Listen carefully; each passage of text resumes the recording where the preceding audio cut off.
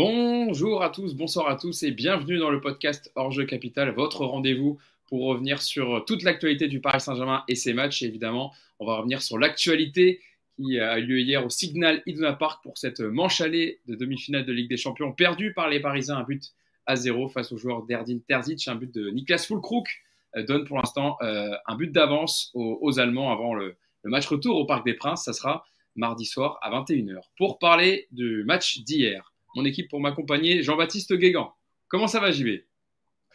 Ça va bien, on s'attendait à mieux, mais bon, on a passé quand même une bonne soirée, on y croit. Moi et mon copain le Koala, on est là. Ouais, on ne sera pas trop de ton ami Koala en plus pour y croire. Et JB, tu sais, nous, on a regardé le match depuis Paris, depuis devant notre téléviseur. Il y avait deux personnes de Paris United qui sont présents avec nous aujourd'hui, qui étaient du déplacement et qui ont fait face au mur jaune. Nicolas Purabo, tout d'abord. Comment ça va, Nico? Raconte-nous un peu cette soirée au Signal Iduna Park et à Dortmund. Salut tout le monde. Bah écoute, c'était sympa. Beau soleil, 27-28 degrés, petite journée tranquille. On a sympathisé avec les supporters allemands et puis on a terminé tous ensemble au stade. Et belle expérience pour ceux qui ne connaissent pas ce stade à faire au moins une fois parce que c'est quand même très très impressionnant visuellement. Au niveau sonore, ça l'est un peu moins parce que on va pas se mentir, le parquage parisien a encore une fois a éteint le mur jaune, mais voilà, c'est quand même une belle expérience et on a passé une belle soirée, même si, comme l'a dit JB, la victoire n'était pas au bout.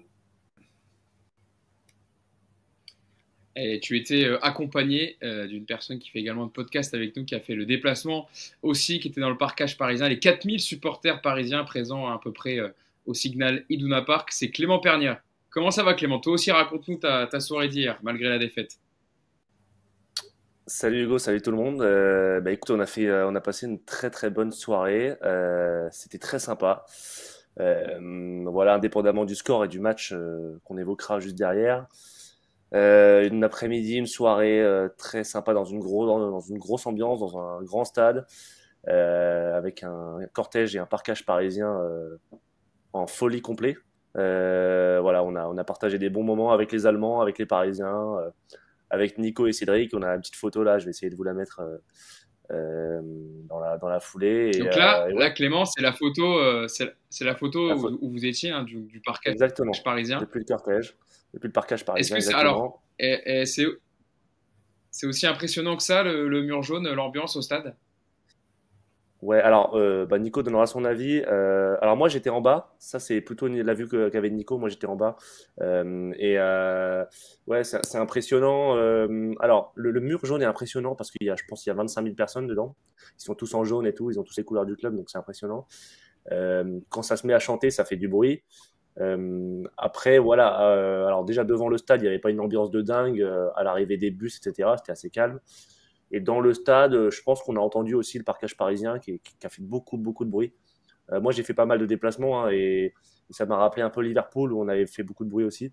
Alors qu'à Newcastle, par exemple, ça avait été plus compliqué parce que l'ambiance dans le très chaude. Là, hier, c'était pas aussi chaud, mais ça reste une demi-Ligue des Champions à Dortmund, donc grand stade, grand club, grande ambiance, ça me paraît assez logique. Nico, ton avis sur l'ambiance au stade et le mur jaune? Bah, je l'ai mis ce matin sur les réseaux. C'est vrai que visuellement, le stade, il est très impressionnant quand tu rentres. Ce mur face à toi, bah, c'est une tribune que tu n'as pas l'habitude de voir de cette taille-là. Donc ça, c'est vrai que c'est très impressionnant. Après, ils sont tous habillés en jaune dans le stade, donc c'est pareil, c'est quelque chose Ouais. qui visuellement est assez frappant quand tu rentres, cette uniformité des deux couleurs. Après, au niveau du son, moi j'ai été assez déçu parce que mis à part sur les coups de pied arrêtés ou quand la sono avant le match crache leur chanson et tout ça et que tout le stade reprend, le reste du temps pendant le match, il y a pas beaucoup de bruit. Super, super photo, c'est peut-être pas celle qui nous met le plus en valeur sur la pertinence de nos analyses, mais bon, c'est pas grave. On va dire qu'on est mieux maintenant que hier à la même heure. Et, et par contre, ouais, quand ils se mettent tous à chanter ensemble parce qu'ils reprennent un chant, c'est vrai que le vacarme, il est vraiment fou, mais ça dure pas longtemps. Et tout de suite derrière, c'est vrai qu'on entendait plutôt les chants parisiens. Donc après, je sais pas comment c'était à la télé. Et puis peut-être aussi le fait d'être à l'opposé du mur jaune, parce que moi, je les ai pas entendus en fait. Le mur jaune, je les ai pas entendus chanter du coup, parce qu'on était vraiment dans les chants parisiens. Mais non, c'est quand même un stade très impressionnant. Et puis au-delà de tout ça, moi ce que j'ai apprécié, c'est que il n'y avait pas de cortège ultra sécurisé. On a été mélangé toute la journée avec les Allemands. On a partagé des coups avec eux. On a été au stade avec eux. Dans les coursives des stades, tu prenais tes hot dogs géants avec des saucisses plus grandes que toi et ils étaient à côté de toi aussi. Enfin, il n'y avait pas de séparation. Et en fait, ça s'est super bien passé. Donc, comme quoi, c'est possible. Ouais, donc très belle ambiance hier à Dortmund, ça s'est bien entendu entre supporters et ultra-parisiens et les supporters du Borussia Dortmund. Et donc, malgré la présence de Nico et de Clément, ça n'a pas porté bonheur aux Parisiens qui ont donc perdu la manche aller 1-0 avec un but de Niklas Füllkrug à la 36e minute en première période.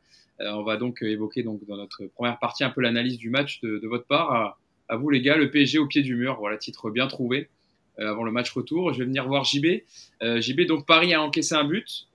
Paris a manqué d'inspiration. Paris part pour le match retour avec un but de retard. Mais pour autant, je pense qu'on est d'accord, JB, tu n'as pas l'impression que Dortmund a été supérieur hier sur les 90 minutes. C'est ça qui est frustrant peut-être d'avoir un but de retard. C'est frustrant parce que si la première mi-temps, Dortmund est meilleur dans le jeu, meilleur dans le pressing, sur la deuxième, il n'y a pas photo. En tout cas, on a plus d'occasions très nettes. On a 2 poteaux, on a 2 têtes qui doivent être à minima cadrées. On aurait dû égaliser. Si on regarde les expected goals, pareil, on est légèrement dessus. Donc un peu de déception parce qu'avec un peu plus d'application, un peu plus d'envie de la part de certains, et on en parlera tout à l'heure dans les flops, on aurait sûrement obtenu un résultat encore plus favorable. Après, on peut se demander si c'est pas une stratégie de la part de Luis Enrique de nous faire justement vivre autant d'émotions. Mais non, plus sérieusement, un match vraiment agréable. Moi, j'étais entouré d'Allemands et de supporters parisiens dans un bar à Paris. C'était assez surprenant. Très bonne ambiance aussi. Et j'attends vraiment de voir ce que ça va donner, justement, ce match retour. Parce que je pense qu'il y a clairement la place. Si on est sérieux, ça doit passer. Nico, j'ai vu ton tweet pour parler un peu du match hier en retour de Dortmund, où tu disais... et ce qui est vrai, c'est que Paris voilà, n'a pas fait un grand match hier, a manqué d'efficacité aussi dans ces situations.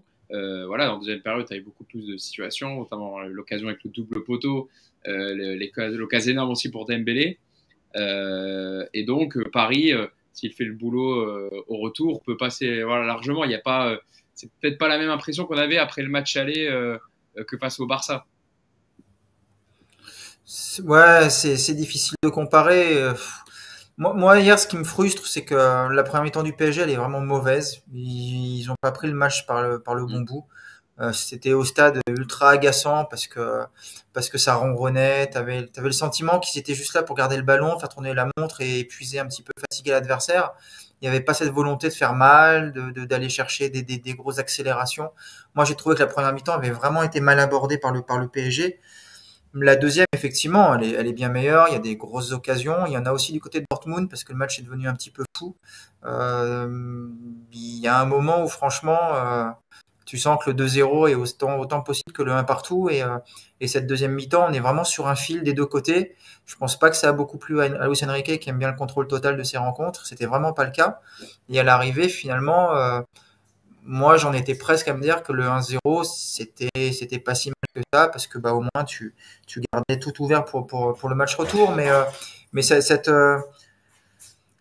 première mi-temps, vraiment plus que la deuxième, moi, c'est ce qui m'a vraiment déçu dans l'approche. Voilà, je trouve que le PSG a raté sa première mi-temps parce qu'il s'est pas présenté sur la pelouse dans des bonnes dispositions mentales, surtout. Et c'est ce qui m'a vraiment le plus frustré hier. Et d'autant, alors on a décomposé le podcast en plusieurs parties, hein, évidemment. On aura un thème juste après sur Luis Enrique et ses choix. Un thème aussi, évidemment, sur les individualités qui ont été défaillantes hier. Et puis aussi, on parlera du match retour, évidemment, en se projetant, vu qu'il n'y a pas de match week-end. Et parler aussi du forfait, hein, c'est l'information du jour, de Lucas Hernandez, victime de rupture des ligaments croisés du genou gauche, qui sera donc forfait pour la fin de saison du PSG et forfait pour l'Euro cet été en Allemagne avec l'équipe de France. Clément, c'est vrai que c'est un mal récurrent cette année, le PSG en Ligue des Champions à l'extérieur. On a vu les matchs contre l'AC Milan, contre Newcastle, où tu as du mal à te préparer mentalement, Nico le disait, à te mettre dans les bonnes dispositions, à démarrer le match comme il le faut. Et du coup, tu te mets en difficulté. C'est difficile de revenir après. Alors, il y a une bonne deuxième période, certes, mais la première, t'as que 3 frappes, 0 cadré, et puis surtout, tu subis, quoi. Il y a beaucoup d'occasions pour les Allemands. Ouais, ouais, ouais. Bon, il y a beaucoup de choses qui ont été dites. Déjà, la compo, il avait fait du classique, Luis Enrique. Donc, a priori, on s'attendait un peu à ce qui allait se passer d'un point de vue PSG, d'un point de vue animation. Je sais pas, parce que en fait, cette année, tu vas quand même gagner à Barcelone, tu vas gagner à la Sociedad. Donc, tu avais l'impression que la malédiction à l'extérieur avait un peu sauté. Au final, bon, bah, hier, tu rates ton entame de match. Sur la dimension mentale, c'est pareil. T'as l'impression que ce groupe, il est mieux cette année. Et moi, je le pense vraiment. Je pense qu'il y a une appréhension des matchs, des grands rendez-vous. Il y a voilà, il y a une mentalité globale qui est plus positive. Ce qui n'empêche pas que le PSG a raté sa première mi-temps hier. Mais je sais pas si c'est forcément lié, tu vois, à une approche du match qui est négative. Je pense que l'approche du match, elle a été bien. C'est juste que, voilà, on en parlera tout à l'heure, tactiquement et peut-être dans certains états d'esprit, ça a été défaillant. Voilà, après, on fera pareil, le bilan des individualités, mais ce match-là, si tes individualités sont au niveau, tu peux ne pas le perdre, en fait. Encore une fois, même si on avait fait match nul ou gagné, on aurait eu un débrief plus ou moins pareil parce que la première mi-temps elle est ratée, mais elle est ratée parce que je pense qu'il faut qu'on parle de l'engagement physique. On en parle beaucoup, on en a beaucoup parlé dans les derniers podcasts. Mais c'est vrai que cette équipe, elle a des grandes individualités, ça joue bien au ballon, il y a un projet de jeu, mais le vrai talon d'Achille, c'est l'engagement physique, et notamment en milieu de terrain où là on s'est fait manger. Et le symbole, et j'ai pas envie de tomber dessus, mais le symbole, c'est un peu Fabian Ruiz qui est bon techniquement, qui a une forme d'élégance, mais qui ne gagne pas un duel, quoi. C'est dramatique quand t'as peut-être 3-4 joueurs dans une équipe qui gagnent des duels, alors qu'en face, ils ont la dalle. Pour une demi-Ligue des Champions, bah, c'est aussi ça la différence. Je pense qu'avec un PSG un peu plus dalleux, et avec qui aurait remporté plus de duels, Paris ne perdait pas hier. Bah ça, Clément, c'est l'approche du J- match, ça, tu vois. ouais. Mais tu dis que c'est pas un Non, je problème pense, mais d'approche du match du je sais pas, PSG, là, t'es en plein dedans, là. non, non, parce que c'est les joueurs en fait. Enfin, je veux dire, Fabian Ruiz, il fera toujours du Fabian Ruiz. Oui, mais qui les met en condition, Malheureusement. les joueurs, Clément? On a vu tout de suite, de toute façon, ils ont commencé à ronronner. Tu sens bien que la consigne de Luis Enrique, et pour le coup, après, je veux le défendre sur plein de trucs, mais là, moi, je pense vraiment qu'ils sont arrivés en disant on va essayer de prendre le ballon, on va gérer tranquillement. Moi, je pense que tu t'attaques pas une demi-finale de Mm. Ligue des Champions comme ça, quand tu es en plus supérieur sur le papier. Voilà, moi, je m'attendais vraiment à voir un PSG ultra conquérant, un peu comme City avait débuté son match à Madrid, notamment, tu vois. Voilà, moi, hier, je vois un Mm. PSG qui est largement supérieur techniquement, mais qui fait rien pour mettre en difficulté l'adversaire. Et c'est pour ça que je t'ai dit que l'approche, pour moi, elle est pas bonne. T'es d'accord, JB, avec le constat de Nico, là? Bah, je partage d'autant plus que je pense que Luis Enrique, quand il a construit son équipe, il a pensé les deux matchs. C'est-à-dire que il le voit vraiment comme 4 mi-temps à gérer. Et je pense qu'il y est effectivement allé avec peut-être des consignes, un niveau d'engagement, une volonté de se livrer moindre. Et ça s'est mesuré sur la première mi-temps. Parce qu'en plus de ça, tu te fais rentrer dedans, tu n'arrives pas à être dans des situations de pressing habituelles, où tu arrives à récupérer la balle suffisamment haut.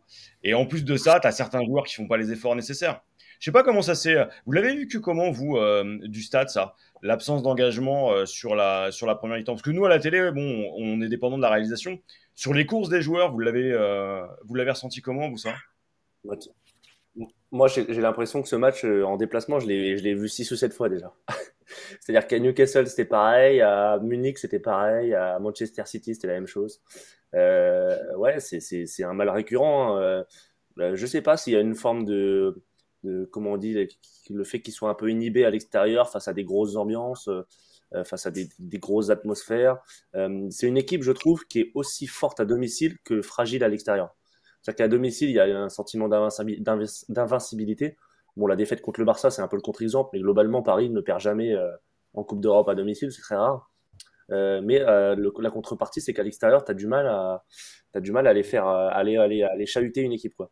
Et oui, oui, ça s'est senti. Je pense aussi bien au stade qu'à la télé, c'est-à-dire que en plus, tu sais, du stade, quand l'équipe adverse gagne les duels, tu sais, ça s'enflamme un peu, ça s'excite, ça se lève, ça crie. Donc forcément, bah c'est encore plus marquant au stade, je pense, qu'à la télé.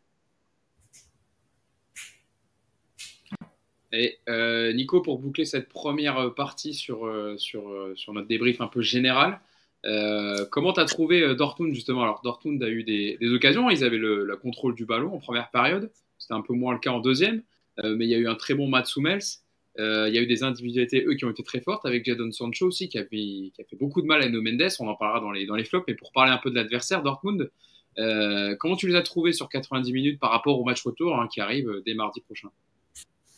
Tu vois, c'est là où on voit qu'on n'a pas forcément la même perception, même au stade. Mais bon, après, moi, j'étais plus haut, peut-être que Clément. Puis j'avais moins bu aussi que Clément, donc c'est peut-être aussi pour ça. Mais ouais, je balance. Désolé. Non, mais la première mi-temps de Dortmund, en fait, moi, je trouve Attention, même pas Nico, on l'a vu sur la photo. Hein. Ouais, on a vu qu'il On était a le vu que plus, vous avez vu qui sur avait la les yeux les photo. plus fermés, ça c'est sûr. Ouais. Mais non, c'est parce que Euh, j'avais le soleil en face. Avec des lunettes. On te connaît, on sait. La On France te connaît. sait. Non, mais tu vois, ce que dit Clément, c'est intéressant, mais moi je trouve que la première mi-temps, alors c'est vrai que sur le côté, il gagne tous les contres en première mi-temps, le Borussia, ça c'est vrai, et à chaque fois en plus, le stade, euh, le stade rougit de plaisir à chaque fois, et c'est vrai que tu sens ça, mais il n'y a pas un gros pressing de Dortmund en première mi-temps, quoi. C'est ça qui est le plus paradoxal, c'est que Dortmund, ils sont en bloc bas, ils font absolument pas de pressing sur le porteur du ballon jusqu'à la ligne médiane, tu peux tourner tranquillement. Enfin, Paris n'est vraiment pas bousculé en première mi-temps, hein. C'est justement, moi je vois deux équipes ultra prudentes qui veulent pas se livrer.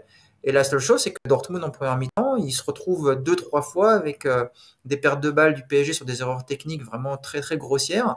Et derrière, effectivement, sur les côtés, ça va super vite. Et tu sentais que de toute façon, le plan, il avait été clairement identifié pour aller défier dans le dos des deux latéraux. Donc, heureusement, en première mi-temps, Hakimi fait un bon match parce qu'il bloque quelques coups. Malheureusement, de l'autre côté, Nuno Mendes, lui, il a beaucoup plus de mal. Mais je vois pas une équipe de Dortmund. Enfin, je trouve qu'on est vachement plus bousculé à Newcastle cette saison, par exemple. Toi, Clément, toi qui était. Newcastle, il nous Oui, rentre dans l'art. oui, Effectivement, tu largement. peux pas être. On respire pas à Newcastle. Là, hier, Non, mais mais même après l'ouverture tu vois, enfin, l'ouverture. ouais, Excuse-moi, excuse-moi vas-y. Nico. Ouais, tu vois, je suis d'accord avec toi sur la comparaison. Et pourtant, du stade, j'ai revu le résumé tout à l'heure sur Canal. Et je trouve que du stade, je me suis senti plus chahuté que quand j'ai vu le résumé. En fait, je me suis rendu compte qu'on avait eu 5 ou 6 occasions franches. Alors que oui, enfin, quand tu vois le résumé, tu te dis, mais c'est pas possible. Enfin, t'étais beaucoup moins inquiet en vue du match retour. Alors que du stade, c'est vrai qu'il y a un sentiment aussi un peu de vague qui peut arriver, de fragilité. Je trouve qu'il y a une forme de fragilité qui se dégage. Après, je te rejoins sur le niveau de Dortmund. Je les ai pas trouvés spectaculaires. Ils avaient juste faim. Ils ont juste fait une demi-finale de Ligue des Champions digne de ce nom. Mais en termes de niveau, oui, je te rejoins. Ouais, et puis comme je te disais, excuse-moi Hugo, parce que je te coupe, l'image je le vois. euh, Encore une fois, ils te rentrent pas dedans du tout en première mi-temps. Il y a juste effectivement après l'ouverture du score où il y a jusqu'à la mi-temps où tu sens que le PSG est déstabilisé. Effectivement, là, je trouve que l'équipe, effectivement, pendant ce quart d'heure-là, elle est un peu fragile. Mais après, même en deuxième mi-temps, c'est pas une équipe qui va te chercher, c'est juste une équipe qui attend tes pertes de balles, qui en profite avec de la transition ultra rapide. Mais j'ai vraiment pas vu un PSG étouffé, empêché de jouer. Il y avait vraiment de quoi s'organiser. Par contre, en attaque placée, le PSG, on en reparlera plus tard, par rapport à certaines défaillances individuelles, effectivement, en attaque placée, on a un PSG, moi je trouve très très impuissant, qui réussit sur quelques coups à bouger, mais c'est limité, quoi. Eh ben justement, on va passer à notre deuxième partie pour rentrer dans le vif du sujet après notre petit débrief général du match hier. JB, sur Luis Enrique. Luis Enrique, on l'a titré comme ça en manque d'inspiration. On peut parler d'un coaching raté hier, hein. Pas forcément dans son 11 de départ, hein, qui était le même que face à Barcelone au match retour, mais entre le rôle donné à Dembélé, qui n'a pas fonctionné clairement du tout en première période, le choix de faire entrer Kolo Muani à la place de Barcola, alors que tu as un Gonzalo Ramos qui marche sur l'eau à chaque fois qu'il joue en ce moment. La décision aussi de ne faire entrer personne d'autre, autre que évidemment Beraldo, mais pour remplacer Lucas Hernandez qui était blessé. Il y avait Asensio aussi, Canguiné ou autre sur le banc. Il s'est trompé hier, Luis Enrique, dans ses choix. J'ai envie de te dire qu'on avait eu la même impression lors du match aller à Barcelone. Et là, c'est vrai, quand tu vois le premier quart d'heure, bah, tu sens que Dortmund peut passer. Tu sens que ton pressing, qui normalement te permet de récupérer les ballons hauts et de mettre en difficulté la défense adverse, bah, il ne fonctionne pas. Barcola, il n'a jamais su comment se positionner par rapport à Hummels. Il s'est fait déborder par un latéral qui était quand même pas un champion du monde. tu vois aussi le positionnement de Nuno Mendes qui a souffert comme c'est pas permis. Et puis encore une fois, tu as vu, tu parlais de l'attaque. Quand tu vois le choix de mettre Mbappé en axial avec un Barcola pour le servir, c'est bien, mais quand tu fais rentrer Kolo Muani à la place d'un Ramos dont tu aurais peut-être pu imaginer qu'il pouvait te couper un centre, surtout celui qui arrive à la fin dans le dernier tiers du match, bon, ça pose des questions. Alors, est-ce qu'il s'est raté On verra véritablement ça à la fin du match retour. Parce que finalement, ce qu'on a vu hier, c'est qu'on aurait très bien pu avoir 1-1 et on serait revenu content, pas forcément hyper satisfait. Mais si tu regardes bien le déroulé du match, 1-1, il n'y a pas de scandale. Alors, tu finis, tu es battu 1-0. Il donne l'impression de ne pas avoir eu la main et de ne pas avoir pris de risque à la fin. Moi, c'est plus ça qui m'a agacé. C'est que je me serais attendu à une plus grande prise de risque. Après, tu sais que tu as un match retour, que tu es à la maison. C'est l'impression que moi j'avais devant l'écran. Tu sentais que Dortmund était prenable, mais tu sentais qu'on mettait pas tous les éléments, notamment dans les 10 dernières minutes, pour aller vraiment chercher le résultat. Alors je sais pas quelle sensation ils ont eu, Nico et Clément, dans le stade, mais on aurait pu s'attendre à un peu plus de folie. Après, moi je suis resté sur ma faim surtout. Nico, Luis Enrique, JB commence à en parler, mais enfin, moi, ok, il y a ça, du coup, ça fait, enfin, évidemment, JB a raison, ça peut faire nul un partout, clairement, vu les occasions que tu as en deuxième période. Mais par rapport c'est quand même frustrant de te dire que tu avais Gonzalo Ramos sur le banc, par exemple, hein, ou que Dembélé, on voit très bien que dans l'axe hier, en première période, ça marche pas, de pas faire les changements un peu plus tôt. Alors, voilà, peut-être qu'il va gagner la demi-finale retour et que ça va passer pour la finale. Et là, on parle du match aller. Il y a des choses qui nous semblaient logiques vu du stade et qui n'ont pas été mises en place, Nico. Le choix le 11 titulaire, en tout cas, il n'y a aucune erreur de la part de Luis Enrique. Je pense que c'est l'équipe que tout le monde attendait. Et là, il n'y a rien à dire. Ouais. Après, sur l'animation, c'est vrai que Dembélé en première mi-temps, dans ce rôle de.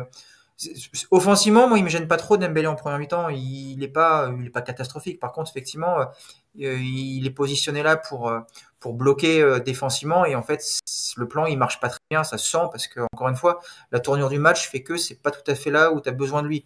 Après, hier, en fait, alors, sur le début de match, je vous l'ai dit, moi, je pense qu'il y a une entame qui est pas bonne. Et pour moi, c'est Luis Enrique qui est aussi responsable de ça. Même si j'entends les gens qui me disent bah ouais, une demi-finale, les joueurs doivent être motivés à 100%. Ils sont motivés, mais il y a aussi des consignes et je pense que la consigne était de la prudence et pour moi c'est pas une bonne entame. Et après il y a deux choses. Il y a les défaillances individuelles et ça malheureusement Luis Enrique il peut pas faire grand chose. On a parlé beaucoup de Nuno Mendes.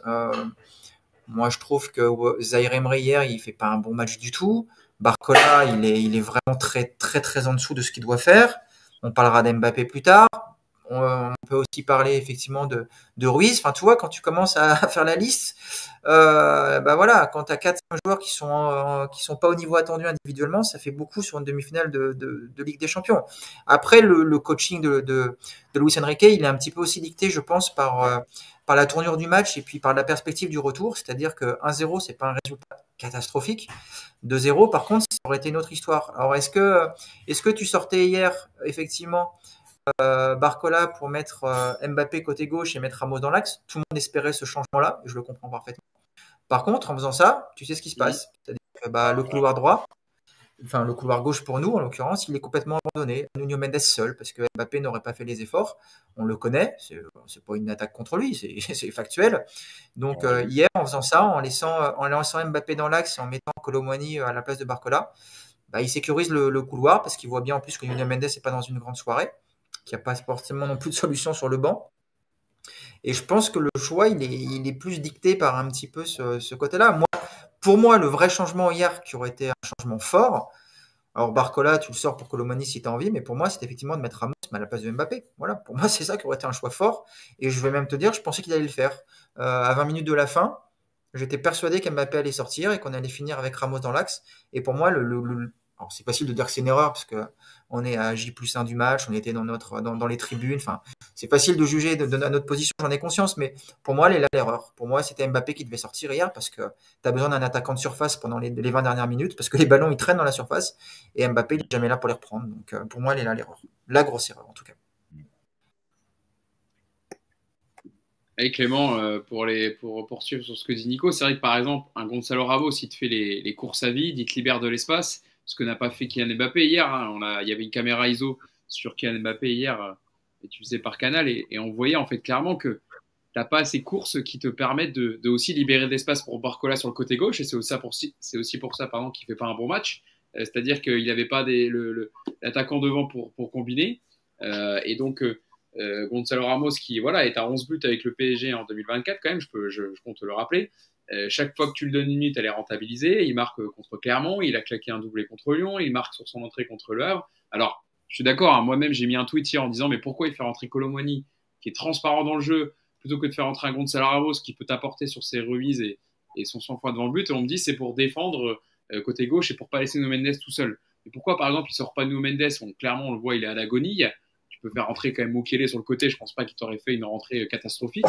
Il y a des incompréhensions quand même. Je sais pas si tu les partages, Clément, mais il y a des choses sur lesquelles on peut se poser quelques questions.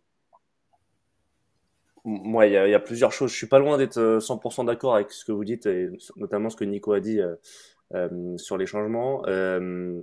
Déjà sur la compo de départ, aucune surprise certes. Ça me permet aussi de répondre à ces gens qui critiquent Luis Enrique quand il change tout le temps de compo, mais qui arrivent aussi à le critiquer quand il garde la même compo. Donc les gars, il va falloir trouver une forme de cohérence à un moment donné, parce que ça va devenir compliqué à vous suivre s'il y a une haine anti-Luis Enrique à chaque 11 de départ, ça va vraiment devenir compliqué. Ça, c'est vraiment pénible et premier message que je voulais passer. Deuxième message sur les changements. Effectivement, moi, je suis d'accord avec ce qu'a dit Nico et aussi avec ce que tu as dit, Hugo. Alors, il y a plusieurs choses. La première, c'est que moi, je veux pas trouver d'excuses à Luis Enrique, mais on n'est pas à Poissy, on n'est pas à l'entraînement. On ne sait pas pourquoi Ugarte ne joue plus depuis un mois. Comme on ne savait pas en décembre pourquoi Ramos ne jouait plus et on a appris après pourquoi. Donc il y a des choses, je pense, qu'on ne sait pas. Je pense qu'il y a des choses qu'on ne sait pas. Il y a des joueurs qui ne jouent plus du tout. Et c'est pas pour rien, je pense. Si on écarte cette explication potentielle, oui, moi je pense que alors je pense que le positionnement de Dembélé, c'était pour bloquer les relances dans l'axe en première mi-temps. Ça n'a pas marché. Je pense que c'était un positionnement défensif plus qu'offensif. Donc ça, c'est ma lecture du jeu, mais ça n'a pas du tout marché. Oui, c'est ce que Luis Enrique a dit d'ailleurs hein, en après-match. Il a dit Ousmane Dembélé devait défendre sur Emre Can pour l'empêcher sur les relances. Alors, voilà. Juste, excuse-moi Clément, en première mi-temps, et d'ailleurs même en deuxième, il n'y a pas d'attaque placée de la part de Dortmund. Hein.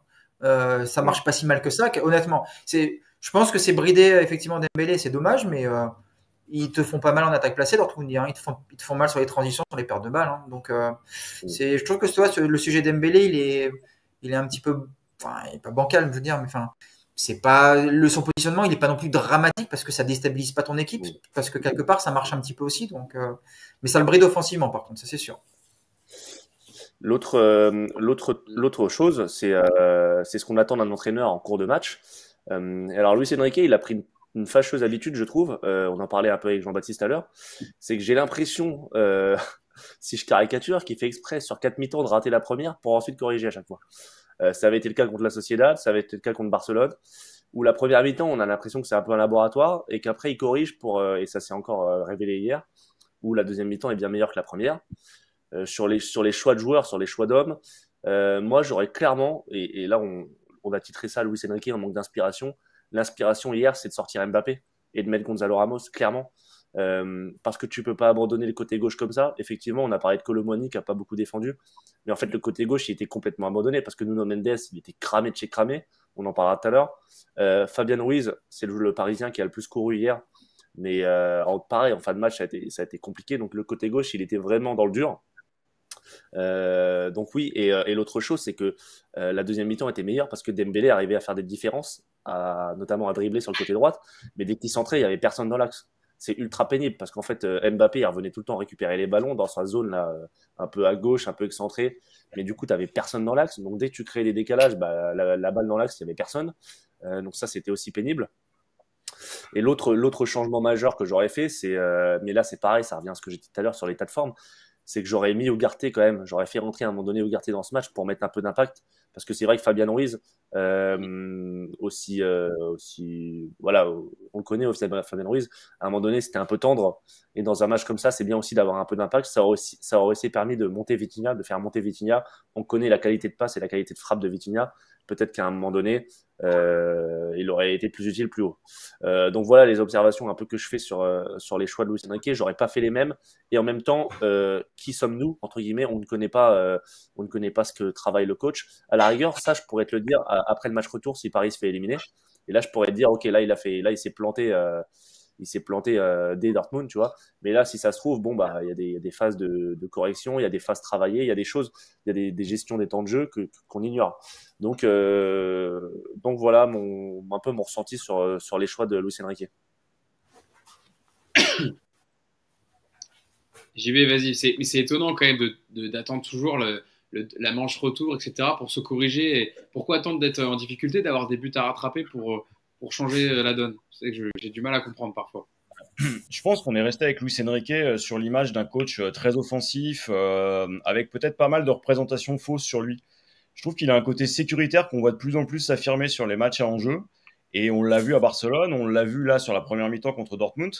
Il y a un côté, je suis capable d'accepter un certain type de résultat, je vais mettre certaines choses en place et je vais pas prendre de risques. Et je me souviens de ce que disait Yacine dans le dernier podcast, où il expliquait que le choix de Fabien Ruiz, il était peut-être lié aussi au fait qu'il le sécurisait dans la transmission de balle, là où Ugarte est capable de la perdre. Effectivement, tu t'es pas mis en danger sur ces passes-là, mais il t'a pas apporté le surplus offensif qui aurait fait la différence. Et c'est un compromis, c'est-à-dire qu'en faisant jouer Fabien Ruiz, bah, du coup, tu es obligé de mettre Vitinha plus bas et tu profites pas de sa capacité à perforer, à frapper et à être aussi décisif qu'il a pu l'être. On verra comment ça va se passer sur le match retour. Mais moi, c'est vrai que j'avais pas cette image-là d'un Luis Enrique finalement très prudent. Et même beaucoup plus prudent que je ne le pensais. Hier, je pensais vraiment qu'il prendrait un risque et qu'il irait jusqu'à chercher justement la décision. C'était oublié qu'il y avait le match retour et je pense que ça va probablement jouer autrement. On aurait tous voulu voir Mbappé sortir avec Ramos. Est-ce que c'était pas aussi une manière de maintenir Dortmund sous pression de ce côté-là? Ça fait partie des questionnements qui seront élucidés après. Et je suis d'accord avec Clément sur la gestion des temps de jeu et sur la disparition de certains joueurs. Ça pose quand même pas mal de questions. Clément nous met une stat effectivement qu'on voulait noter hier. Donc c'est la première fois que Paris s'incline sans marquer de but, toutes compétitions confondues cette saison. Donc ça veut dire quand même quelque chose. Et il y en a une autre aussi, Clément. Donc ça, c'était nos confrères d'Opta. C'était Stat du foot sur Twitter qui nous a mis aussi une stat sur le fait que le PSG a encaissé au moins un but lors de chacun de ses 19 derniers matchs à l'extérieur en Ligue des Champions. Et quand on sait, c'est pas juste de dire qu'ils ont encaissé un but, mais c'est souvent Paris subit à l'extérieur et a du mal à résister aux vagues. Et puis, on n'oublie pas quand même quelques arrêts de Donnarumma qui ont été déterminants. Alors, il y a eu des gros ratés aussi de Dortmund, mais Donnarumma aussi a fait le travail sur les occasions qu'il a gérées, notamment, je crois que c'était en deuxième période. Une dernière question sur Luis Enrique, Nico, avant de passer aux individualités. C'est vrai que Clément en parlait sur le fait que en fait, quand Kolo Muani rentre, ça devient limite lunaire parce que tu avais Vitinha à chaque fois avec le ballon et il cherchait toujours à droite vers Achraf Hakimi et c'est en fait le jeu n'évoluait qu'à droite, quoi. Et donc il y a une question qui se pose, est-ce que aussi les joueurs, moi je me suis posé la question franchement devant mon écran, même Kolo Muani s'est dit, est-ce que franchement vu mon niveau actuel c'est normal que ce soit moi qui rentre? Alors peut-être parce que voilà, il jouait à Francfort avant, il a flambé avant d'arriver au PSG et qui s'est dit ça va lui donner ça va peut-être leur donner la confiance de jouer dans son ex-pays où il a évolué. Mais j'ai senti que les joueurs, ils se disaient, mais c'est pas lui qu'il faut faire rentrer hier. On aurait plus besoin d'un Ramos. Et ça se voyait que les joueurs, ils jouaient pas trop avec Kolo Muani. Et tu as même vraiment des paires de balles de Kolo Muani. Alors, je veux pas trop griller le flop, qui est un des flops dans la troisième partie du podcast. Et j'ai trouvé que les joueurs, limite, ils se disaient, mais pourquoi tu fais rentrer lui et pas un autre joueur sur le match d'hier, quoi. En tout cas, dans le contexte du match où tu as beaucoup de centres, tu as des ballons aériens à négocier et que tu n'as personne dans la surface, quoi. De toute façon, toute la partie de jeu de Kolo Muani, c'est un moment où en fait le PSG sur quelques coups, réussi à bouger la défense et à se créer des occasions, mais il n'y a pas une emprise sur le match. En fait, la seule emprise sur le match du PSG offensivement, c'est le début de la deuxième mi-temps, quand il y a les 2-3 occasions qui se succèdent. Kolo Muani, il rentre surtout, je pense, hier pour prendre le relais défensif de Barcola, parce que c'est un moment vraiment du match, je te l'ai dit tout à l'heure, où le PSG est vraiment sur le fil. Moi, à ce moment du match, je voyais vraiment, encore une fois, plus le 2-0 que le 1 partout, parce que ça devenait vraiment n'importe quoi au niveau de l'organisation. Il y avait surtout des pertes de balles ultra rapides, il n'y avait plus aucune capacité à remonter le ballon tranquillement. On avait l'impression à ce moment-là du match que le PSG était éliminé, qu'il restait un quart d'heure et qu'il fallait jouer à 2000 à l'heure pour absolument tenter un truc. Tu vois, on a vraiment perdu beaucoup de lucidité dans ce moment du match. Après, effectivement, on va pas spoiler le formidable flop qui va suivre sur Kolo Muani, mais évidemment que sa rentrée, c'est un cataclysme. C'est tout, enfin, il rate tout. De toute façon, tu regardes après ses stats, tu regardes sa ligne de stats, il y a un dribble sur 2 réussi, le reste c'est tout à zéro. Voilà, il n'y a pas de ballon récupéré, il n'y a pas de ballon dans la surface, il n'y a pas de frappe, il y a rien, il sert à rien offensivement, il est pas dans les bons coups, à part récupérer le ballon, cavaler droit devant, mais il combine avec personne. Donc évidemment, c'est une entrée qui surprend tout le monde. Mais puis on en parlera aussi avec Mbappé. C'est encore une fois, je pense que c'est une entrée qui est conditionnée par le reste. C'est pas que Kolo Muani sur ce coup-là. C'est Kolo Muani qui rentre et qu'est-ce qu'on fait en même temps de Mbappé. Et oui, son entrée. C'est vrai qu'après son bilan, tu te dis qu'aussi, voilà, Luis Enrique, c'était pas un bon changement parce qu'il a servi à rien. Donc tu peux pas dire autre chose. Hein.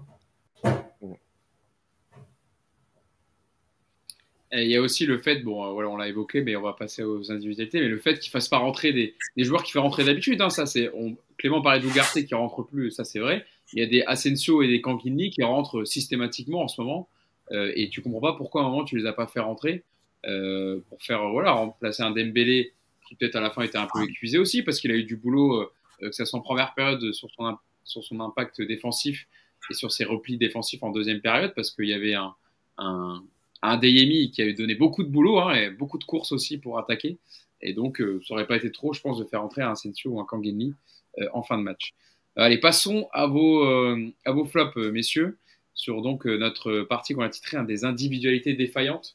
Je vais commencer avec toi, JB, parce qu'on en a parlé un peu juste avant avec Nico.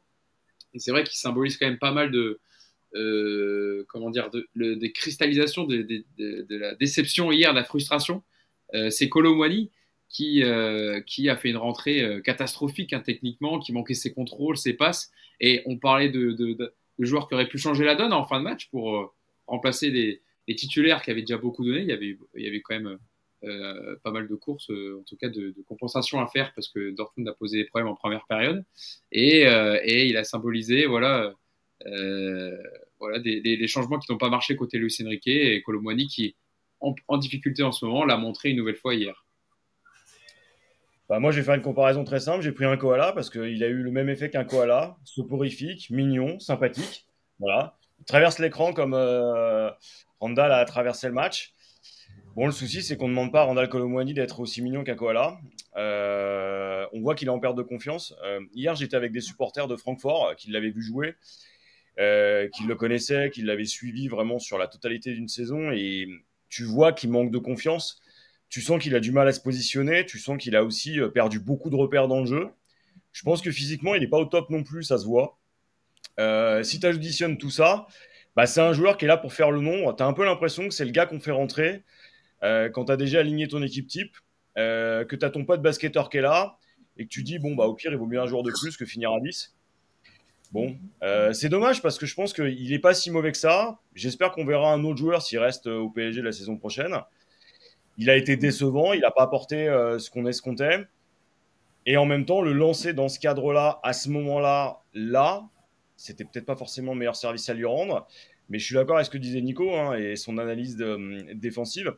Le fait de le faire rentrer, c'est aussi une manière de pallier aux insuffisances de notre ego star national qui finalement est aussi responsable de la défaillance. Mais je laisse ça à Nico. Moi, Kolo Muani m'a déçu. Mais est-ce qu'on pouvait attendre autre chose de lui ? Voilà, la photo a dit tout. Hein. Ouais. Je pose une bonne question. Elle est bien choisie. Ouais. La photo résume bien, effectivement. Je veux juste rappeler que Kolo Muani Il n'a pas marqué avec le Paris Saint-Germain depuis le 10 février et la victoire 3-1 contre Lille. Il avait marqué le troisième but à la 80e minute. Sinon, il avait marqué en équipe de France face au Chili lors de la victoire 3-2 le 26 mars dernier.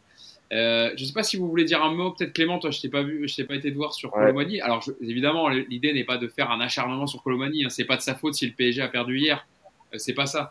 C'est juste que évidemment, il paye un peu le fait que tu as un Gonzalo Ramos qui tourne très bien en ce moment et lui qui est un peu plus en difficulté. Il souffre de la comparaison avec Gonzalo Ramos en fait. Déjà, effectivement, il souffre forcément de cette comparaison, puisque l'alternative en attaque au PSG ne semble pas passer par lui, aujourd'hui en tout cas. Après, il est vraiment, c'est vraiment le symbole d'un joueur à qui rien ne réussit. C'est-à-dire que hier, il rentre, et aussi un joueur qui n'est pas en forme tout court. Hier, il rentre, il perd tous ses duels, il se fait bouger 2 fois sur la touche là-bas. T'as tout le stade qui se lève, l'arbitre ne siffle pas. Enfin bref, là tu te dis, bon, ça va être calvaire pour lui. Ensuite, il tente 2 dribbles, il se fait prendre la balle. Tu te dis, oh là là, ça va être très long là. Et oui, après, donc déjà, il ne réussit rien déjà. Et en plus, il apporte pas grand-chose au final parce que il est pas beaucoup trouvé. En profondeur, Paris a le ballon, donc la profondeur. À la rigueur, si tu vois, si Mbappé reculait un peu et que lui pouvait prendre la profondeur, mais c'est pas ce qui s'est passé hier. Voilà, il n'a pas pu bénéficier de centres plutôt sympas, il n'a pas été bon avec le ballon. En fait, c'est vraiment, pour moi, c'est le symbole du joueur qui manque de confiance, quoi. Et on sait ce qui se passe, un joueur qui n'est pas en confiance, il rate tout ce qu'il fait. Et puis, alors que Ramos, tu vois, c'est un joueur qui est en confiance et lui, il réussit tout ce qu'il fait. Voilà, donc je sais pas, je pense que moi, je pense que hier, ce qui est ressorti aussi, et Kolo Muani en est le symbole, c'est la faiblesse qualitative de l'effectif parisien à un certain poste. Parce qu'on a des joueurs, certes, mais au final, on se rend compte que très vite, si un titulaire ou un ou deux titulaires ne sont pas là, finalement, les doublures, elles sont pas forcément au top tout de suite pour ce genre de match comme des demi-finales de Ligue des Champions. Et ça, c'est peut-être ce qu'il va falloir corriger à l'intersaison. Avant de passer sur le flop de Nico, juste une petite question sur Kolo Muani, sur le parquage hier parisien. C'était du même avis que ce qu'on a sur le podcast. Sur le match, hein, je parle en direct pendant le match, vous êtes dit, mais vraiment, il passe il passe un mauvais moment, quoi. Même lui, tu te demandes limite s'il avait envie de rentrer, quoi. Ouais, enfin, Kolo Muani, il passe pas un mauvais moment hier, il passe un mauvais moment toute la saison. Donc, moi, je trouve que ce que dit Clément, c'est presque vachement sympa pour ce mec-là parce que tu nous dis, il est pas en forme. Ouais, c'est dur, il est pas en forme. Bah ouais, enfin, je sais pas, il a pas été blessé cette saison. On est le 2 mai, il est pas en forme, donc il fout quoi la semaine à Poissy, il va jouer au baby-foot. Enfin, tu vois, je comprends pas comment on peut pas être en forme à ce moment de la saison quand on est au joueur du PSG et qu'on a des échéances comme ça. Après, moi, je suis désolé, même si t'as pas confiance, t'as pas besoin d'être en confiance pour cavaler, pour te dépouiller, pour mettre des coups d'épaule, pour sprinter pendant 20 minutes pour aller compenser. Enfin, le gars, il rentre, c'est un fantôme. Alors, si c'est normal pour vous d'être un fantôme comme ça parce qu'on n'a juste pas confiance, moi, j'ai beaucoup de mal. Après, ouais, tu me dis, Kolo Muani, on connaît son niveau, c'est pas. Ouais, le Kolo Muani, à part une saison où il a surperformé en Allemagne, il a été meilleur buteur, il nous a fait tout ce que vous voulez, et derrière, on s'est enflammé. Aujourd'hui, le meilleur buteur, c'est qui? C'est Guirassy, c'est ça? Vas-y, foutons 80 millions sur Guirassy l'an prochain, puis on verra s'il est aussi bon. Enfin, les gars, c'est Kolo Muani, quoi. Kolo Muani, je vous rappelle, il a gagné sa notoriété parce qu'il a perdu un duel en finale de Coupe du Monde. Voilà pourquoi on a parlé de Kolo Muani. Non, mais c'est vrai, tu vois, le mec, il était à Nantes, il a performé une saison en Allemagne parce qu'il était dans des conditions optimales. Et puis, il y a des fois où ça arrive sur des joueurs. Je vous rappelle que Cheikh Diabaté a été pendant une période avec Bordeaux monstrueux. Voilà. Enfin, il y en a des centaines des exemples comme ça de joueurs qui sont des tocards. Et puis, parce qu'ils sont bons 6 mois, on en fait des stars. Kolo Muani, il a son niveau. Moi, je pense qu'il a son niveau. Techniquement, c'est faible, très faible à ce niveau. Enfin, un mec honnêtement, j'ai joué avec des potes dans des championnats amateurs qui étaient meilleurs techniquement que Kolo Muani, je vous le dis, et c'est pas pour déconner. J'ai vu des joueurs plus forts que lui techniquement. Après, il a des qualités, je vais pas dire le contraire, mais moi je les vois pas. Voilà, je vois pas ses qualités. Il court pas spécialement vite avec le ballon parce qu'il perd tout. Il presse pas, il marque pas de but, il combine pas, il est pas bon dos au but. Alors effectivement, rentrer ce mec-là dans ce match, c'est pas lui rendre service à lui. Et puis surtout, je vois pas où tu peux rendre service à ton équipe parce que À l'entrée, enfin, tu l'as dit, je crois que c'est Clément, les premiers duels, il prend des coups d'épaule. Moi, je crois qu'il allait finir dans le mur jaune sur les premiers coups d'épaule. Non, mais il pouvait finir dans le parquage, hein, je te jure. Il volait partout. Il était absolument pas formaté pour rentrer dans un match comme ça. Donc, moi, je pense clairement que c'est une erreur de casting titanesque, ce mec-là. Je parle même pas du prix, parce qu'on s'en fout du prix avec le Qatar. Ça n'a aucune incidence sur l'économie du club. C'est même pas le problème. Mais le profil Kolo Muani, c'est une énorme erreur. Et si l'an prochain, tu dois miser sur quelqu'un, évidemment que tu pars sur Ramos, qui a un potentiel monstrueux et qui est cette année avec un temps de jeu compliqué, une maladie, un virus. Enfin, le gars, tu vois que quand il rentre, il se bat. Kolo Muani, il rentre, ça le fait chez Detlayer. Bah, rentre pas, mec, dis-le à ton coach. Coach, j'ai mal au ventre, je veux pas rentrer. Toi, c'est pas compliqué de pas rentrer dans un match de foot. Hein. Donc, voilà, moi, je vous trouve vachement. Sous vos critiques, je vous Non, mais trouve quand même vachement. c'est pas une question d'envie, Nico. Nico, c'est pas, moi, je Non, suis mais d'accord. Tu sais quoi, en plus, j'allais dire que t'as raison, il bénéficie d'une clémence qui est presque anormale. Mais je pense que c'est lié à son vrai niveau. Je pense que les gens ont conscience que c'est pas un crack et que du coup, il y a une forme de tolérance qu'on n'a pas avec d'autres. Par contre, la seule chose où je suis pas d'accord avec toi, c'est quand tu me dis, C'est pour ça il a pas envie. qu'avec un Neymar, on était. C'est pour ça qu'on était plus dur avec un Neymar, parce qu'on sait que Neymar, il a été à un tel niveau dans ses précédents clubs ou avec le PSG, que quand il faisait ses matchs de merde, on était énervé. Mais Kolo Muani, au final, on n'a pas non plus des gros matchs références avec le PSG, on n'a pas non plus avec l'équipe de France au Francfort, même si évidemment il fait pas une mauvaise Coupe du Monde, mais tout le monde retient évidemment son raté en finale. Mais on a peut-être moins d'attente, effectivement, Clément. Ouais, c'est ça, en fait. Mais je pense pas que ce soit un manque d'envie, je pense pas que ce soit une feignasse, tu vois. Après, je suis pas dans son intimité, hein, mais de ce que j'en vois, en tout cas, et je pense que si c'était le cas, Luis Enrique ne le mettrait pas. Donc voilà. Après, Je sur dis tout le pas, reste, je suis d'accord avec Nico. Si, je tu dis viens de le pas que dire. c'est une. Menteur. Clément, je dis Menteur. pas que c'est une feignasse. Je dis pas que c'est du tout une feignasse parce qu'il court. Je dis qu'il y a un manque d'envie dans le combat. Voilà, tu vois, moi j'ai vu plein de fois des joueurs qui étaient en doute, qui étaient pas bien. Les gars, ils compensent ça par une espèce de grinta, par tu vas mettre quelques taquets, t'essaies de montrer que tu es là pour te bagarrer, pour aider ton équipe. Lui, il rentre, il a cet espoir. En plus, ça joue un petit peu contre lui, mais il a un air, tu vois, sur la photo d'ailleurs, il a un air super nonchalant et c'est sa gestuelle qui fait ça. Je dis pas qu'il est nonchalant, mais il a une gestuelle qui rend un petit peu ce côté nonchalant également. Et quand tu le vois, moi je vois un mec qui est tout Mais mou, c'était vrai, quoi. c'est vrai. C'est vrai.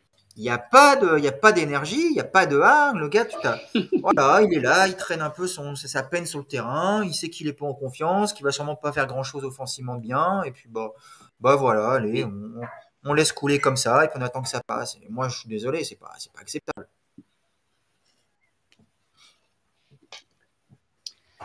Bon, je pense qu'on a été on a été très complet sur Kolo Muani. JB nous a montré le petit koala, voilà, qui a été aussi décisif et aussi bon hier que Kolo Muani sur le terrain. Passons à vos autres flops. Je vais venir te voir, Clément. On terminera parce qu'après c'est le gros dossier, enfin en tout cas le gros dossier, le gros flop, on va dire d'hier, c'est sur Mbappé. Même si pour moi Kolo Muani, il y avait pas mal de choses à dire, c'était intéressant. Sur Nuno Mendes, Clément, parce que lui aussi il a été largement critiqué hier. Par les observateurs sur sa performance, bien mis en difficulté par un Jadon Sancho qui était très inspiré hier, même Ryerson, l'arrière droit norvégien de Dortmund aussi a posé des problèmes. Alors certes, il n'a pas été beaucoup aidé sur son côté par le repli défensif de Barcola qui était un peu moins bon hier, un peu en dessous. Kolo Muani non plus n'a pas beaucoup aidé sur la fin. Mais c'est vrai qu'il a fait un match très très compliqué hier face à Dortmund. Ouais. Bon, pareil, ça me fait, c'est pas un plaisir pour moi de lui tomber dessus et j'ai pas envie de le faire parce qu'on sait tous à peu près dans quel état physique il est. Mais à un moment donné, si on analyse la performance du bonhomme, hier, il prend l'eau, hein. Franchement, c'est compliqué. C'est pas loin d'être l'un des trois plus mauvais parisiens du match, pour ne pas dire le plus mauvais. Bon, déjà, dès le début de match, c'est compliqué parce que Dortmund, clairement, a décidé d'attaquer du côté droit. Ils avaient sûrement identifié la faiblesse, enfin la faiblesse du côté en tout cas. Et c'est vrai qu'en début de match, Ruiz perd beaucoup de duels devant lui, donc il se retrouve souvent à devoir rattraper un peu, à bricoler les ballons récupérés par Dortmund. On sait aussi que la veille, il avait été connu un petit pépin à l'entraînement et tu vois dans l'animation de Luis Enrique, le latéral qui monte, c'est Hakimi En fait, Mendes, il est cantonné dans la défense à 3 et je pense que déjà d'entrée, il était pas en situation optimale physiquement. Je pense qu'il avait pour consigne de pas monter, de rester dans la défense à 3 et de pas trop en faire. Donc déjà ça partait mal parce que tu te dis, ok, si un mec comme Nuno Mendes ne monte pas sur un tel match, c'est qu'il n'est pas en grande forme. Et puis après, bah voilà, il s'est fait bouger, il s'est fait transpercer plus d'une fois. En fin de match, il se blesse. Je me dis, oh là là, c'est fini, ça y est, c'est reparti. À un moment donné, en plus, Hernandez était plus là. Je me suis dit, oh là là, ça va être très compliqué si on n'a plus derrière gauche pour la fin de saison. Au final, il arrive à finir le match. Je sais même pas comment. J'espère d'ailleurs que c'est pas trop grave et qu'il pourra. D'ailleurs, je sais pas à la télé ce qu'ils ont dit sur la blessure de Mendes. Si c'était un coup, si c'était, je sais pas s'ils en ont parlé ou pas. Mais J'ai pas trop vu de retour dessus en particulier. Je sais pas si vous avez entendu, mais non, bon. Et on espère que c'est pas musculaire, quoi. On espère que c'est qu'un coup. ouais. Non, mais c'était un match, c'est un match compliqué, un match mauvais, à l'image de l'équipe en première mi-temps, mais lui, ça a duré tout le match quasiment. En plus, il a pas fait de différence, il a rien apporté offensivement, alors que c'est vraiment la plus-value de ce mec, normalement, c'est d'apporter offensivement. Là, il a vraiment pas apporté offensivement. Donc ouais, c'est pas loin d'être l'un de ses plus mauvais matchs sous le maillot du PSG. Donc voilà, on l'attend aussi au tournant mardi, parce que là, il va falloir attaquer, il va falloir mettre des buts, marquer des buts, comme dit Mbappé, il faut marquer des buts. Et ben là, il va falloir marquer des buts et ça passera aussi par un grand Mendes.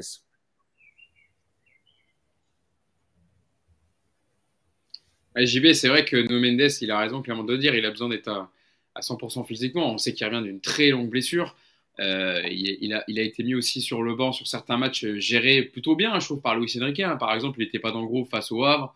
Il n'est pas non plus joué contre Lyon. Donc, il essaye quand même de le gérer et de ne pas le faire aligner tous les matchs. Mais c'est vrai qu'hier, un joueur aussi explosif que Nuno Mendes, le voir rester défensivement comme ça, derrière Fabien Ruiz et ne pas prendre son couloir, et ça explique aussi le mauvais match de Barcola, hein, qui manquait un peu d'apport sur son côté.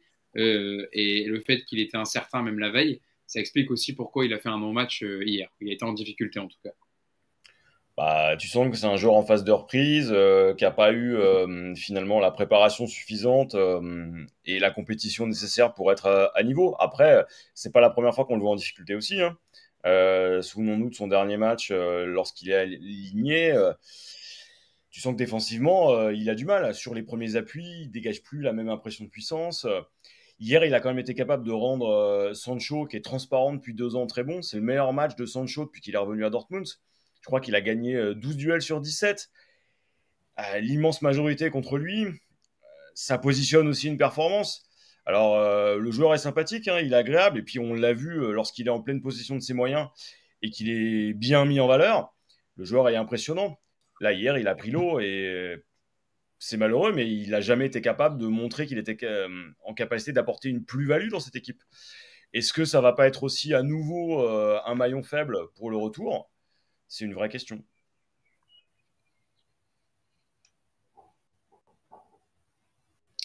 Bon, je pense qu'on peut passer à ton flop, Nico, pour boucler cette partie sur des individualités défaillantes et sur vos flops.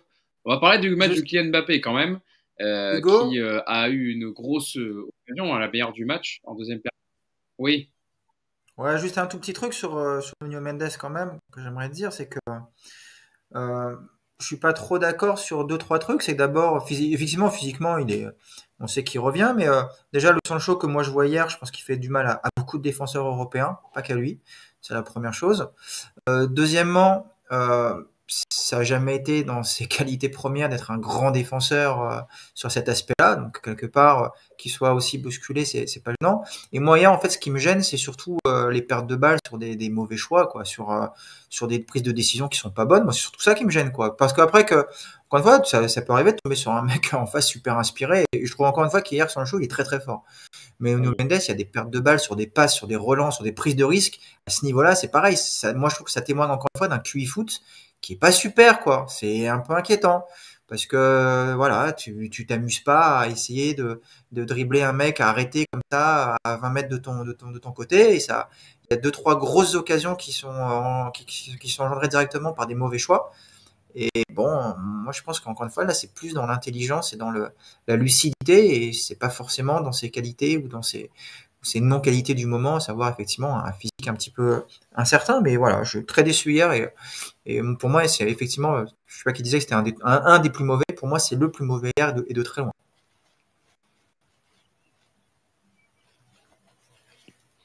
Alors, parlons d'un autre joueur, donc ça a été le plus mauvais pour toi, Nico. De Kylian Mbappé, je disais qu'il y a une grosse occasion en deuxième période, son occasion avec le double poteau, qui, on l'a dit, a eu du mal à exister, qui n'a pas fait beaucoup de courses. Il était positionné dans un 4-4 dans le losange en première période, on va dire comme ça, où il avait du mal, en deuxième période aussi.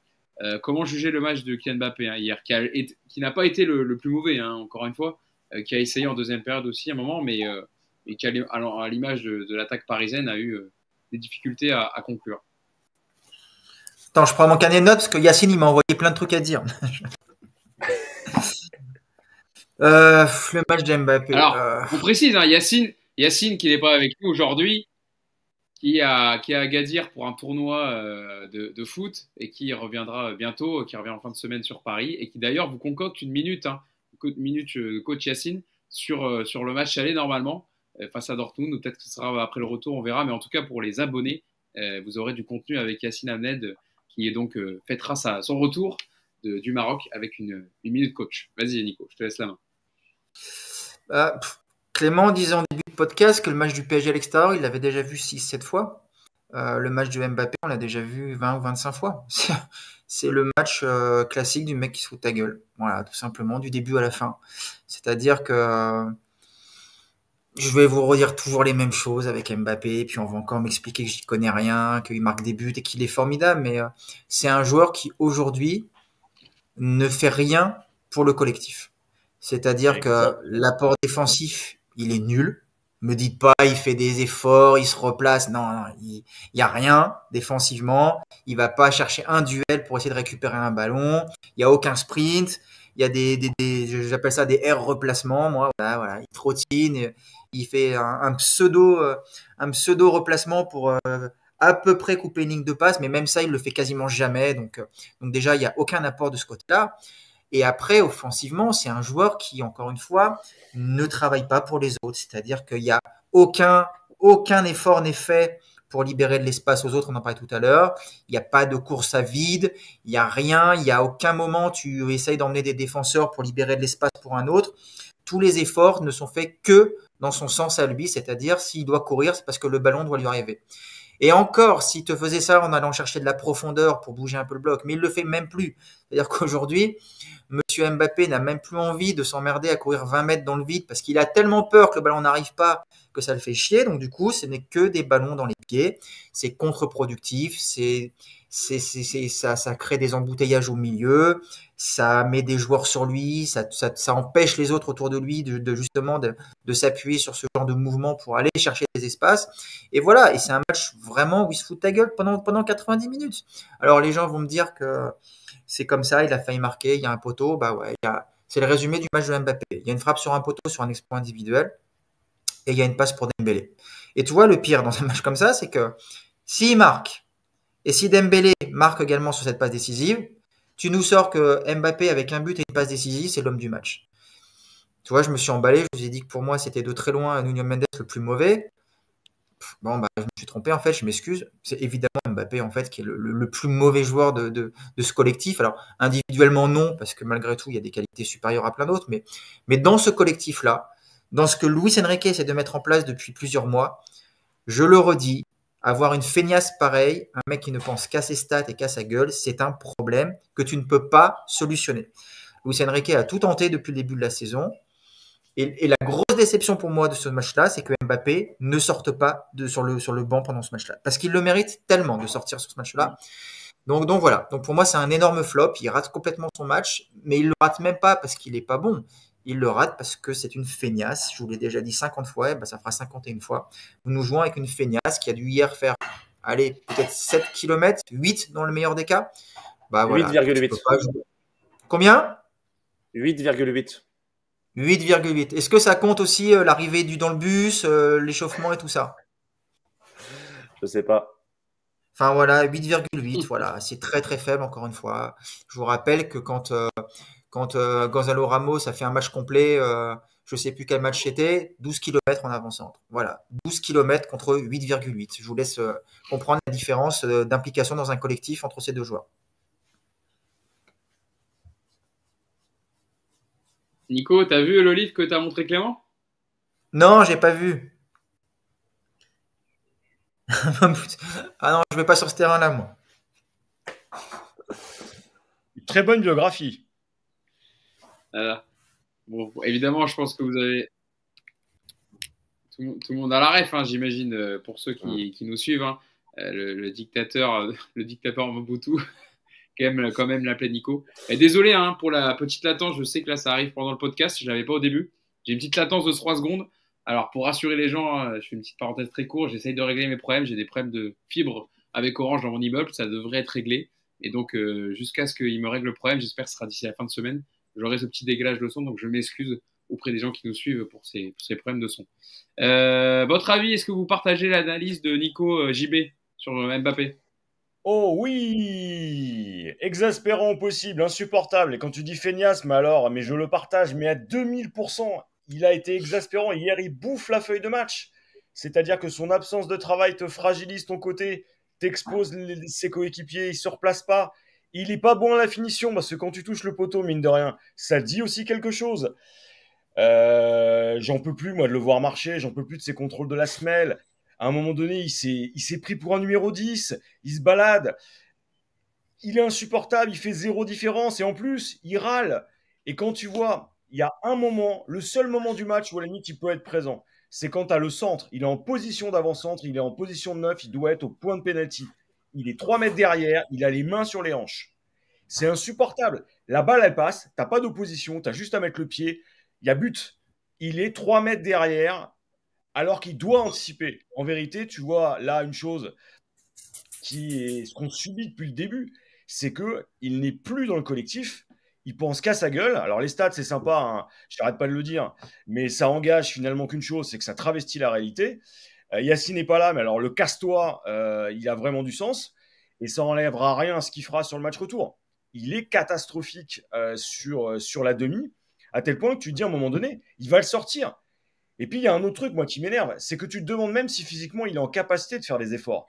Parce que tu le vois transpirer, alors que franchement, il ne fait pas grand-chose. Tu le vois avoir des difficultés à accélérer sur 2-3 pas. Donc, soit il y a un problème physique, et à ce moment-là, tu peux avoir un début d'explication. Mais même là, tu te dépouilles, tu es en demi-finale de Ligue des Champions. Il va nous faire ce qu'il a fait à Barcelone. C'est-à-dire qu'au moment où il va peut-être se rendre compte que c'est son dernier match européen et que le Ballon d'Or va peut-être se jouer là, il va peut-être se bouger les fesses. Mais c'est pas ce qu'on attend d'un attaquant titulaire au PSG, c'est pas ce que tu attends d'un leader. On l'a jamais eu, on a écrit 260 pages sur lui et on n'est pas surpris. Mais hier, c'est insupportable. Tu as envie de le jeter sur le banc, de mettre n'importe lequel à la place. Je préfère même un koala avec lui, tu vois, une famille de koalas. Je prends une famille de koalas à la place d'Mbappé. Il y a une séquence, je laisse Clément va sûrement en parler, mais il y a une séquence, j'essaierai de vous la mettre sur les réseaux sociaux, je l'ai vu passer. C'est Vitinha qui vient fixer la défense plein axe. Il y a vraiment Mbappé à côté de lui qui doit aller chercher la profondeur. Voilà, il y a les deux couloirs entre les deux défenseurs qui sont devant lui. Il faut en choisir un et courir.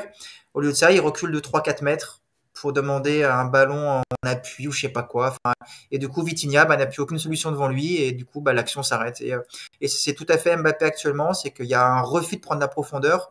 Et moi, ce qui me gêne, c'est que ce refus-là, c'est parce que c'est une possibilité de faire un effort qui ne servira à rien si la passe n'arrive pas. En gros, tu as l'impression qu'aujourd'hui, Mbappé aujourd'hui n'a plus le droit de faire un effort si le ballon n'arrive pas. Et c'est vrai que c'est un peu déstabilisant de voir ça dans une équipe. Mais bon, encore une fois, il marque des buts, donc on est méchant de le critiquer. Donc je sais bien, mais on va quand même le faire.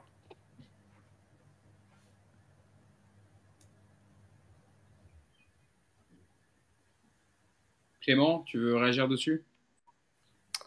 Oui, je comprends pas moi parce que il paraît qu'hier c'était le meilleur attaquant parisien et il paraît que Luis Enrique il veut surtout pas gagner si c'est Mbappé qui le fait gagner. Donc je sais pas, j'ai entendu ça dans certaines émissions donc a priori il est super fort le mec. Non mais en vrai je trouve que l'exemple donné par Nico il y en a aucun qui illustre mieux ce qui s'est passé hier. Je vais même aller au-delà des kilomètres parcourus parce que si je suis gentil, je vais vous dire qu'il a fait pire. Il a déjà fait pire, donc il y a une progression dans les distances parcourues. Non, en vrai, en fait, l'anomalie hier, c'est qu'il termine le match. Il doit jamais terminer le match. Voilà, c'est vrai qu'en ce moment, il joue moins d'un match sur deux avec Luis Enrique, mais hier, je pense qu'il doit vraiment pas finir le match. Et puis, en fait, son apport est proche du néant, dans le sens où ce qu'a dit Nico est vrai. En fait, il vient chercher, il descend pour récupérer les ballons. Et en fait, t'as plus personne dans l'axe, quoi. Donc, toutes les percussions que ce soit Mendes, Barcola ou de l'autre côté, Hakimi et Dembélé, en fait, elles sont vaines parce que derrière, t'as plus personne dans l'axe. Et avec le ballon, il est limité parce qu'il fait pas non plus des différences de dingue. D'ailleurs, ça aussi, il faudra en parler un jour, mais il a pris en masse musculaire. En fait, c'est une masse maintenant, et du coup, il a perdu de la tonicité, il a perdu de la capacité d'élimination au duel. Et on le voit, hein, c'est une armure maintenant. Donc ça aussi, c'est dommage entre guillemets. Donc voilà, en fait, le match d'hier, au-delà de l'aspect feignasse évoqué par Nico, qui maintenant est devenu une récurrente. C'est davantage une inutilité par rapport à son positionnement et ce qu'il a fait avec le ballon. Donc voilà. Ouais, puis il assume pas en plus. Il assume pas. C'est-à-dire que il assume pas, il assume jamais. Et il y a un moment, c'est pas possible, quoi.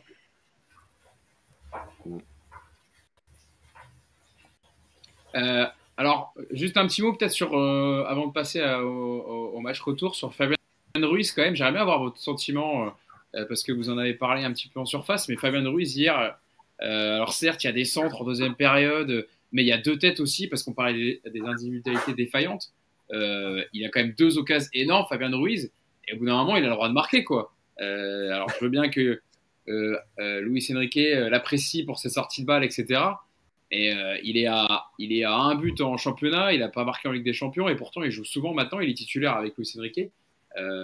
Enfin voilà, j'ai quelques réserves, et je sais qu'on en a tous, hein, en tout cas à Paris United, sur Fabien Ruiz. On ne sait pas s'il sera l'année prochaine, hein, mais bon, comme Luis Enrique l'apprécie, ça paraît compliqué.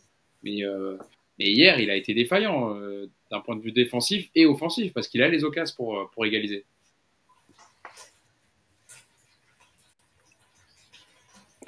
C'est à qui la question? Vas-y, Clément. N'importe, comme vous voulez. J'ai lancé comme ça, c'est celui qui l'apprend. Fabien Ruiz. J'ai l'impression qu'on a déjà fait son portrait à Fabien Ruiz. Le problème de Fabien Ruiz, moi, le plus gros problème que je vois chez lui, c'est le niveau d'engagement et l'agressivité.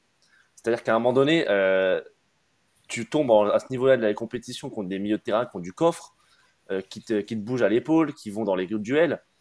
Lui, le problème, c'est que même dans les airs, alors qu'il fait 1,85, pas loin d'être 1,90, je crois, il gagne plus rien. Donc, en fait, il a peur. Alors, je sais pas, j'ai l'impression qu'il a encore plus peur qu'avant sa fracture de la clavicule. Là, ça lui a fait très mal. Et depuis ça, il est vraiment timoré, il va plus dans aucun duel. Avant, c'était déjà pas non plus un bagarreur, mais c'était moins pire, je crois. Donc voilà. Après, ça, c'est vraiment le gros défaut, je trouve. Sur le reste, on peut pas lui reprocher de pas courir, ça y court. Mais bon, c'est limité. En fait, ça doit être un joueur de rotation, Fabien Ruiz. Voilà, disons les choses, ça doit être un joueur de rotation. Bon, il est titulaire parce que t'as personne d'autre. Asensio, c'est fragile, ça met pas le pied non plus. Ugarte, visiblement, il est pas dans les plans. Kang In Lee, ouais, je pensais, en fait, hier, je pensais que Kang In Lee, qui s'est échauffé toute la deuxième mi-temps devant moi, allait rentrer, mais il n'a pas voulu le faire rentrer. Donc, à la rigueur, ça aurait été la solution. Mais bon, Luis Enrique en a décidé autrement.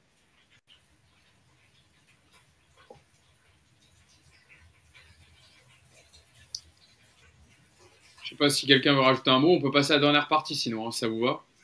Comment aborder le match retour avec quel combo au parc, j'en parlais. Hein. Vas-y. Il y a JB qui va ajouter un truc. Moi, ce qui m'agace avec Fabien Ruiz, c'est son côté soft, c'est son côté je sors, toujours bien élevé, toujours bien coiffé, et sur ses têtes, il ne s'est pas décoiffé. Tu as un peu ce côté très élégant pour un joueur des années 2000, c'est super, mais on est en 2024, quoi. Et aujourd'hui, tu as l'impression que là où tu aurais pu l'attendre finalement plus méchant, il n'y a pas cette volonté-là. Alors effectivement, c'est pas le joueur qu'il nous faut. Et c'est là où c'est dommage, parce que hier, tu aurais vraiment eu besoin de lui. Il n'arrive même pas à porter le danger sur des tentatives de frappe. Et ça, c'est même c'est exaspérant, quoi. T'attends plus d'un milieu de terrain titulaire au Paris Saint-Germain à ce niveau-là, à ce poste-là. C'est pas une question d'époque, je pense, JB. C'est juste que il fait tout de. Non, mais tu vois, regarde. Enfin, alors, c'est pas une comparaison, mais regarde un mec comme Kroos. Kroos, c'est pas non plus un joueur qui répond aujourd'hui aux standards physiques du milieu ultra physique que tu imagines ou du box-to-box, mais c'est un joueur qui a une intelligence, une vision, une qualité de passe et surtout une rapidité d'exécution qui font des différences folles. Aujourd'hui, c'est un petit peu voilà, c'est Fabien Ruiz, c'est le Kroos de chez Lidl, tu vois. C'est-à-dire qu'il fait tout pareil mais en moins bien. Ça va moins vite, c'est moins précis, il y a moins de vision forcément. Voilà, c'est pas un mauvais joueur. Enfin, moi, honnêtement, je trouve que c'est pas un mauvais joueur. C'est un gars qui est plutôt élégant sur le terrain. Tu sens qu'il a du ballon, tu sens il est capable. Il l'a déjà montré de jouer en première intention. Il a du foot, ce mec-là. Mais le problème, c'est que il fait tout. Il fait tout. Tu sais, c'est comme quand tu regardes un film, tu peux régler la vitesse de ton film. Bah, lui, il est à la vitesse 0,8. Voilà, il n'est pas à la vitesse 1.0. C'est quand il manque pas grand-chose. Et moi, je pense que ce mec-là, avec un peu plus de rapidité dans tout, ça pourrait être intéressant. La seule chose, c'est que là, bah voilà, il manque un petit peu de vitesse sur tout et ça le pénalise énormément parce que il n'a pas un point fort qui compense tous ces poids moyens quelque part. Donc voilà, hier, c'est pas le plus mauvais, hein, mais quand on regarde son bilan, c'est vrai qu'il a deux belles occasions. Il cadre pas les têtes. Moi, hier, ce qui me gêne, c'est des pertes de balles, de relance vraiment qui sont un peu rock, quoi. Plein axe, il y a deux, trois passes, tu te demandes qu'est-ce qui lui passe dans la tête. Mais moi, il m'a pas déçu hier, parce qu'en fait, voilà, c'est le joueur qu'on voit depuis qu'il est au PSG, quoi. C'est un niveau qui est un petit peu trop juste pour te permettre d'espérer quelque chose de positif avec lui. Donc voilà, même pas déçu, en fait.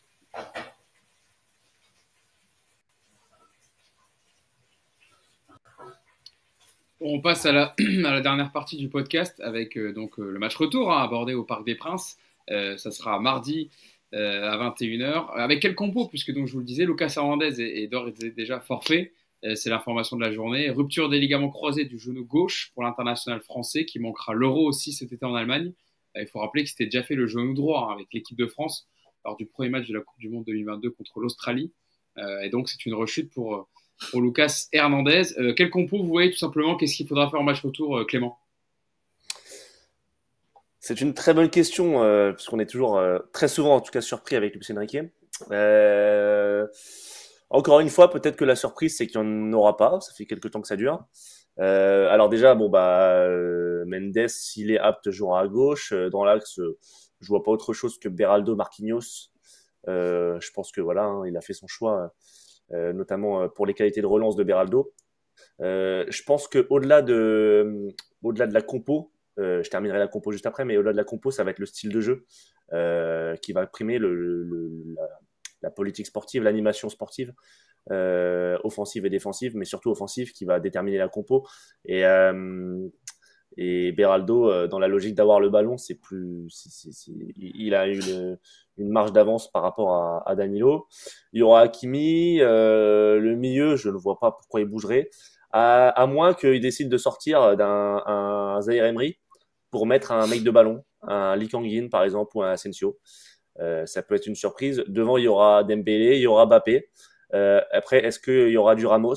Est-ce qu'il va vouloir, par exemple, mettre Lee Kang-in pour mettre descendre sur Ramos, ce qu'il a fait plusieurs fois en championnat? Voilà, je pense qu'il y a deux interrogations. Selon moi, c'est Barcola et Zaïre Emery. Est-ce que les deux joueront? J'en suis pas sûr. Voilà.